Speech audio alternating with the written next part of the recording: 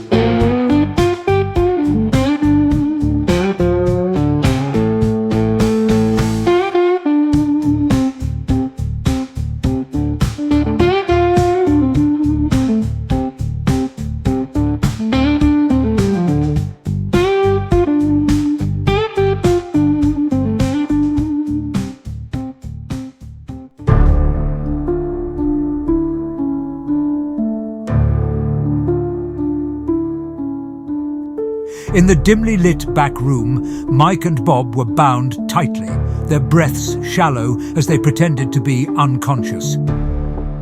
One of the guards shifted his weight, glancing at his colleague with a smirk. "What do you think is going to happen to them?" he muttered.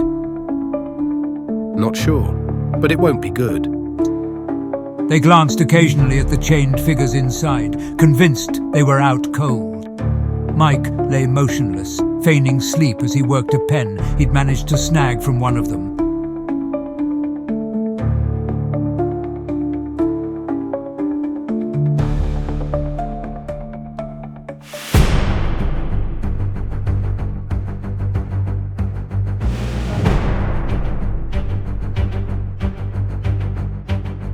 They shared a nod, then crept towards the guards, and with synchronized agility launched themselves at their captors. Before the guards could react, Mike delivered a sharp blow to the first, while Bob took down the second. They swiftly snatched their belongings from a nearby box.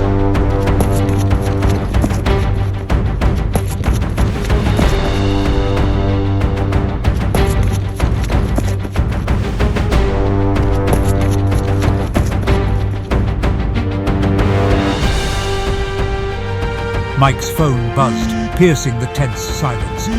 He quickly checked the screen. Ludwig's message was brief but clear. Solved. The sonata mapped onto the painting exposed a cryptic message. The resulting word is eclipse.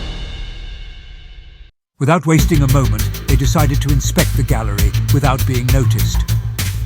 Moving like shadows, they navigated through the dimly lit halls, avoiding the patrolling guards and the watchful eyes of the security cameras. The gallery's opulent interiors, filled with priceless works of art, took on a sinister air as they moved through it. They entered a spacious room adorned with various artworks, but their attention was immediately drawn to one painting. Bob instantly recognized it from an old art history book. This is it. The eclipse. Mike's fingers traced the edges of the frame, feeling for any irregularities. Wait. There's something behind this. Gently they lifted the painting off its hook, revealing a small, inconspicuous safe embedded in the wall. The safe had a 4-digit combination lock. Any ideas, Bob? Bob's brow furrowed. Try 1234. Mike rolled his eyes, but complied. Nothing. Maybe it's something about the artist. We're running out of time. Think, Bob, think.